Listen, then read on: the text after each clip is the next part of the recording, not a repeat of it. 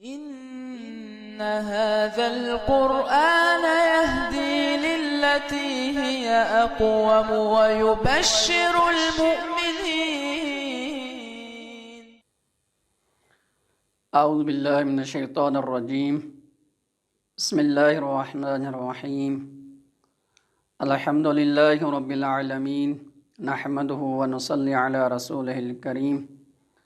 أما بعد، فقد قال الله تبارك وتعالى في القرآن المجيد: بسم الله الرحمن الرحيم. ألف لام ميم، تلك آيات الكتاب الحكيم، هدى ورحمة للمحسنين. قال المعصوم عليه السلام: من لم يشكر المنعم من المخلوقين لم يشكر الله عز وجل.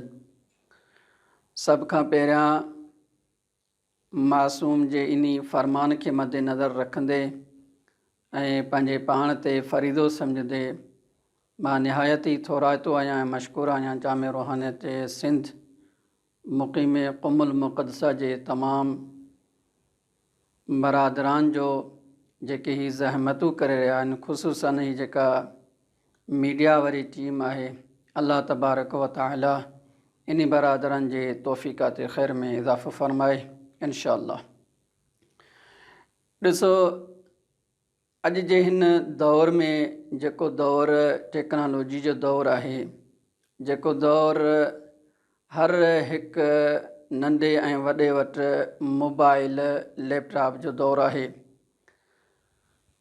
ऐं हिन दौर में इंसान पूरी कोशिश इहो कंदो आहे त अहिड़ा कम करे जंहिंमें अल्लाह जी रिदायत हुजे। पोइ उहे कम कीअं कंदो, उहे कहिड़ा नमूने अमल आहिनि असांजे लाइ, जिन्हनि नमूने अमल वारनि खे ॾिसी करे, उन्हनि आइडियल शख़्सियतनि खे ॾिसी करे असां पंहिंजे औलाद खे, असां पंहिंजे फ़र्ज़ंदान खे, असां पंहिंजे नौजवाननि खे इहो नमूने अमल ॿुधाए करे उहे नौजवान उन आइडियल ऐं उन उसवा हसना खे ॾिसी करे पंहिंजी ज़िंदगी खे बि अहिड़े तरीक़े सां सुधारिन।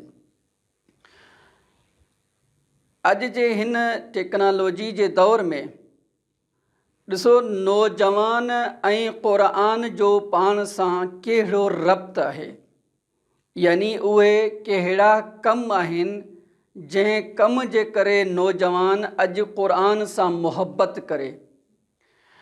क़ुरान में खोड़ सारियूं अहिड़ियूं नेमतूं अल्लाह ज़िक्र कयूं आहिनि जिन्हनि नेमतुनि जे लाइ अल्लाह तबारक व तआला इहो चयो आहे त ऐं इंसान ऐं बंदे ख़ुदा, अगरि तूं हिदायत चाहीं तो, अगरि तूं चाहीं तो ते अल्लाह जूं रहमतूं नाज़िल थियनि, अगरि तूं बिशारत चाहीं तो त ही क़ुरान अथई, हिन क़ुरान जा ही शख़्सियतूं नमूने अमल अथई।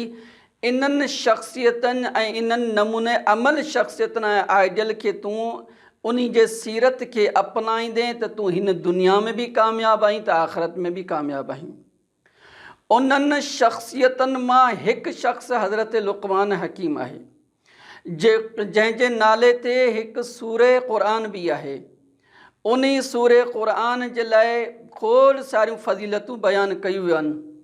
उहो हज़रत लुक़मान जेको पंहिंजे फ़र्ज़ंदनि खे मुख़्तलिफ़ शयूं बयानु करे इहो चए त ऐं मुंहिंजा पुट ही शयूं अपनाईंदे त तूं हिन दुनिया में बि कामयाबु रहंदे त आख़िरत में बि कामयाबु रहंदे। इन नसीहतनि खे ऐं इन ॻाल्हियुनि खे अगरि अॼु जो नौजवान इन शख़्सियत खे नमूने अमल क़रार ॾे त उहो नौजवान अगरि कामयाबी चाहे थो त हिन शख़्सियत खे नमूने अमल क़रार ॾे त उहो नौजवान हिन दुनिया में बि कामयाबु आहे त आख़िरत में बि कामयाबु आहे।